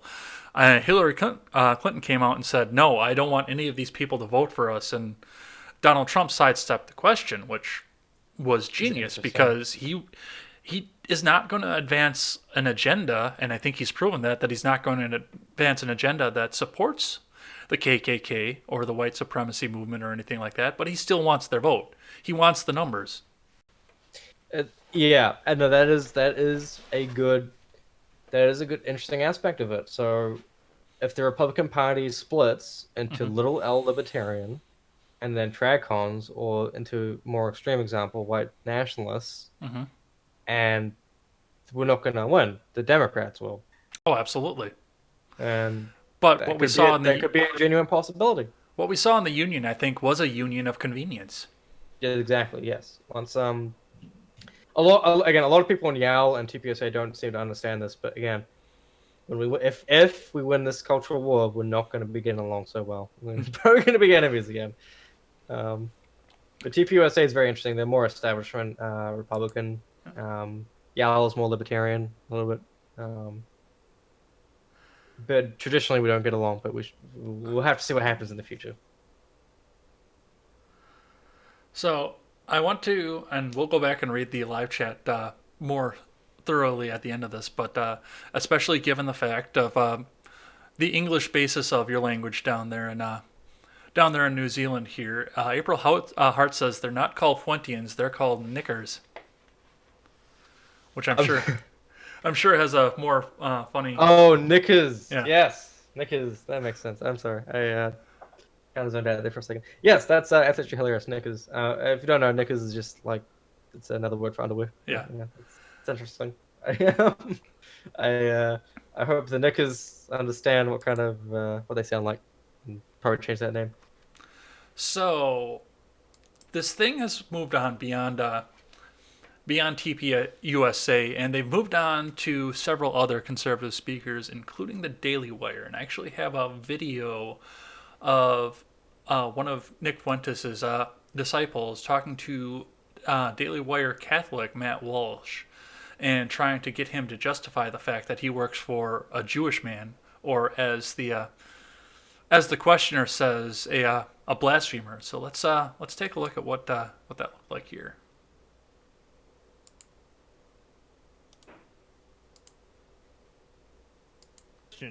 How do you get past working for someone who originally contributed to shaming the Covington Catholic kids and by retweeting left-wing attacks, and call Jesus a Jewish rebel who tried to lead a revolt against the Romans and got killed for his trouble? That's what you're telling me, that my Jewish boss doesn't believe that Jesus is the Son of God? I'm scandalized by this. I have no idea. As a Christian, how do I justify working for someone who is not a Christian? I find that to be a total non sequitur. Who blasphemed Christ? That's my main question. Well, it's not Are you suggesting that everyone? Hold on a second. Are you suggesting that everyone who is not Christian is guilty of blasphemy? You are a Christian, and you're working for someone who blasphemed Christ, Jesus Christ. He called him a Jewish rebel, just a Jewish rebel who tried to lead a revolt against the Romans. Yes, yeah. And got killed just like other Jewish rebels did. And I'm a Christian, and I just don't see I couldn't see myself.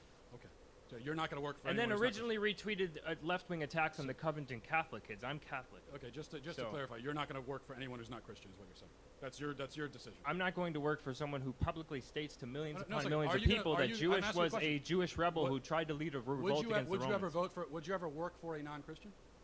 Not if they publicly state to millions upon millions of people. This was on Joe Rogan, that Jesus was a Jewish rebel who tried to lead a revolt against the Romans and got killed for his trouble. This is what I'm saying. I'll tell you what.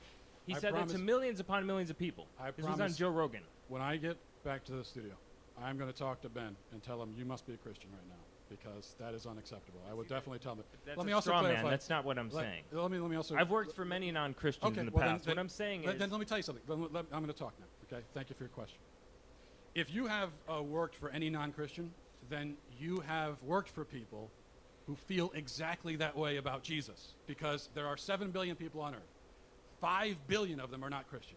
All of those 5 billion believe that Jesus was a Jewish rebel or something else, or maybe something worse than that. So that shouldn't scandalize us, and the idea that we should make employment decisions based on that, to me, is totally. So there's that, which, I didn't get to see any of the, because I was trying to avoid the situation entirely, because I'm not a big blood sports person by any means, but I mean, that seems to be, from any of the articles that I've read, what Kirk and his have been dealing with as well on campuses. So have you seen any of this? Oh, on my Discord channel, some of my members have been sending some interesting videos of that happening, and I've noticed that there seems to be a bit of an uprising against TPUSA and the current campus activism clubs. So, well, yeah, I'm sure that it's going to go over really, really well when Walsh gets back to California and says, "Hey, Ben, you have to be a Christian now, otherwise I can't work for you."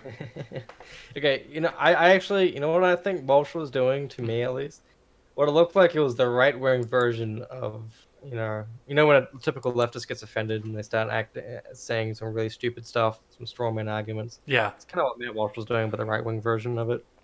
Yeah, it wasn't a good argument by any means, for example, No. but I mean, these people are trying to think on the fly. First off, I think some of these people need to be better at thinking on the fly, because there are so many better arguments that you could have made to that. Yeah.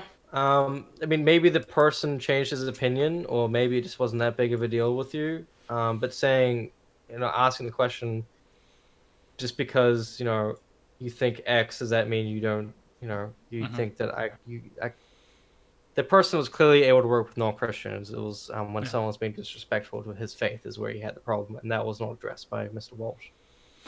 No, that it wasn't. Yes. But I think all of this is very interesting to see. I suggest you guys keep an eye out because in the world of student activism, this is kind of interesting. I haven't seen much happen here because Yale over in my college are currently the biggest political activist club. But keep an eye on it because these clubs do have sway in culture, in popular culture. I'm sure everyone knows. But I wonder if there's going to be a major split with TPUSA. I wonder if they're going to be able to hold up their coalition. I don't think so. And I mean, I've had my differences with TPUSA for a while too, because I don't think Charlie Kirk makes any of the best arguments out there. I know that my business partner over at Freedom Scoop he's got Charlie Kirk's number, and he actually kind of tried to push Charlie Kirk on me for a podcast. I'm like, I don't want to do that. Interesting. Well, I think, yeah, no, well, the thing is, the major battles have already been won. Yeah. Like, we have Supreme Court cases that say students have freedom of speech on campus. We have a lot of court cases. So the major battles have been won. So the question is, okay, then what are you doing here, TPOSA? What's your whole thing? Because again, it was a coalition of libertarians, Traycons, moderate Republicans, and even some Democrats, I'm sure, were there because of the whole free speech thing. And now it's just sort of morphed into this whole Trumpism thing, which in itself isn't bad. But the thing is, you can't have that coalition that way. I don't know if TPSA is going to be able to stick around for that long because of that.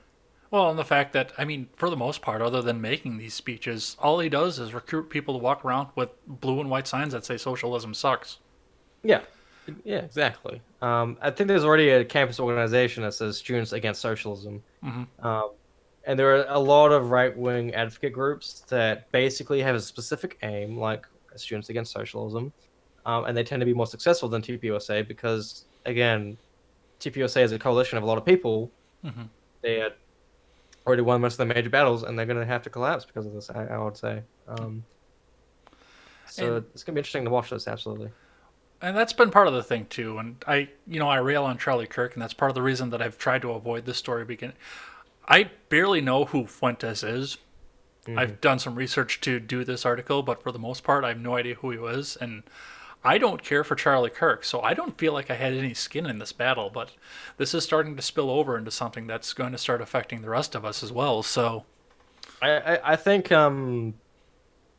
Yale. So I'm very involved with Yale, and I think Yale is going to be fine because we're more specific and more open about what we believe.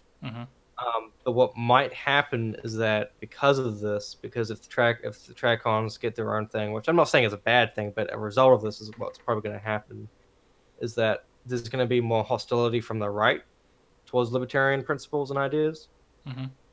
Because again, it's interesting because a lot of people think that we're conservatives on campus, but we're not. We're a lot more open towards gays and whatnot. We're way more, I would argue, at least free market than a lot of Tracons. And it'll be interesting to see if this spills out into major colleges and whether or not activists will start to see, at least with Yale, I'm speaking from Yale. It'll be interesting to see if Yale sees hostility from Tracons and just traditional conservatives in general. That would be interesting. Well, the interesting thing that I bring up, I mean, as we move away from the Gen X and the Boomers and the Millennials start to take over into some of the things too, I've got a cousin that is neocon to the extreme who has been on record to say that we need a war in this country because that's going to take care of a lot of the welfare cases. Basically, the logic behind it is that if you received government assistance from welfare, you're the first person on, because he says we need a war that involves a draft. and the first people up on the draft are the people that are taking government assistance right now. Mm-hmm. So that's his point. But as a neocon like that, he was also the kind of person that said, forget about the gay marriage thing, forget about the abortion thing. Let's focus on getting people back to work and getting the economy back up. So, I think, yeah, the economy is always number one. Well, mhm. okay, apart from national defense, the economy is definitely pretty damn high up there. Because what's the point in being for liberty and thinking about political philosophy when you can't have food? Um, so definitely the economy is definitely high up there, and I can understand why they said that. Mhm. Um, So uh, that's what I have on that. Do you have anything else? I think Big Cat is saying some interesting things. I am interested in what's going on there. Do you see what's going on? I am looking right now because we were gonna go back and check the live chat after I was Yeah. done yet anyway. So, um, going back to the Epstein thing, April Hart says 60% of the billionaires are controlled in one way or another with blackmail vids of them raping children or something else. Yeah, that's a definite point onto that. So, Yeah, yeah. I mean, I don't know if that's a fact, but I wouldn't be surprised. I'm the kind of person that needs to absolutely beyond a doubt needs to see this thing. But I will say I'm not surprised. I wouldn't be surprised. and I would consider myself a populist on this. I want the economy better and I want the votes. And I don't know enough about conservative Inc. to rail against them except for the fact that they're out there, they're doing this right now. And Hmm. like I say, there's been a schism in the Democrat Party for probably a good 10 years at this point versus, with the business Democrats versus the socialists right now. We're starting to see the same schism come up into the Republican Party. I wouldn't be surprised if within my lifetime I see a four-party election if the schism keeps going the way that I don't see alignment. At least three-party, maybe four-party election. Hmm. Um, well, I am interested in what Big Cat is saying though. I'm scrolling down, so Yeah, it's interesting. I don't know if this person is satirizing what I'm saying. I do want to point out that I do have a lot of disagreements with tradcons and the such. I am, bisexual, but it's not really a big issue with a lot of people, especially in my club. mhm. So I tend to be a bit socially moderate. I don't, I've gotten a lot of shit from a lot of gay people because I don't believe, for example, Christians should bake the cake. Um, but it's I just want to do my whole spiel about Yale and the differences between TPUSA is that I don't want to discourage conservatism speaking. I'm never about that. It's just I think the observable effect we're going to see is that there's going to be hostilities between if this does happen, if people do split up, there's going to be open hostilities, which is going to be interesting because we haven't had to deal with that. We've always been in a coalition. Well, we're not always. We've been in a coalition for so long, and we've kind of gotten used to not having libertarians, at least in Yale, have not gotten used to attacks from both sides. Well, apparently I've got to do some reading into Conservative Inc. because Kayla says that they're liberal. They only lobby for the preservation of Israel, not America. Like I say, I don't know anything about this group. I did not hear a Yeah, word about them until all of this popped up. And like I say, for the first few weeks it was active. I thought it was just worthless blood sports between two conservative speakers. I thought this was nothing more than the Sargon and Medicare argument all over again. I'll happily plead in ignorance in terms of conservative Inc. I know they are definitely pro-Israel. Hmm. Um, the thing about Israel, though, personally, I like them. I think they're probably one of the better partners out there, but they're not immune to criticism, and I don't think we should be giving them all our money, if that No, makes sense. absolutely not. Yeah. Um, but the issue is that when I say that to for example, a Tracon or a Neocon, Hmm. I get a lot of the times they get the reaction of, "Oh, therefore you must be anti-Israel." It's not the case. You're just being the right version of leftists there, and that with that kind of reasoning. But definitely, Israel is definitely an interesting issue. I get a lot of pushback from that from a lot of traditional conservatives. Well, with that, that's all I have for right now. So I want to thank everybody in the chat for hanging out and talking to us here, giving us some nice questions to answer throughout all of this. We don't have all the answers and we don't always agree, but we always appreciate having you here. And before we close out here, we always want to end the show on a positive note here. So, Reece, tell us about a hobby that you have that has nothing to do with work or politics. Could be an album that you picked up, an instrument that you like to play, or a video game that you're really into. Just something that helps you So wind down. yeah, absolutely. So recently I had so when I came back from New Zealand, I had some money laying around, and I decided to get myself a decent computer. Hmm. And now I'm playing The Witcher 3 for the third time, except this is the first time on the computer. I'm Hmm. running on Ultra and everything, and you know what? Over this weekend, I had some time where I had literally nothing to do, and I've been playing. So over like 3 days, I've played about 27 hours of it. So definitely gaming is a big part of it. I love The Witcher 3. It's a great time. Um, it's a good game. Oh, pick it up, by the way. It's 70% off on Steam. I'll look into that. I'll see if my poor little laptop can handle it. Oh no, I don't know about that, but hey, if you get a good computer at some point, definitely pick it up, man. Just buy it cheap now and then play it later. It's what I did a long time ago. And if you want to continue the conversation with me, you can follow me over on Twitter. That is at edsblog Twitter with a one in place of the I.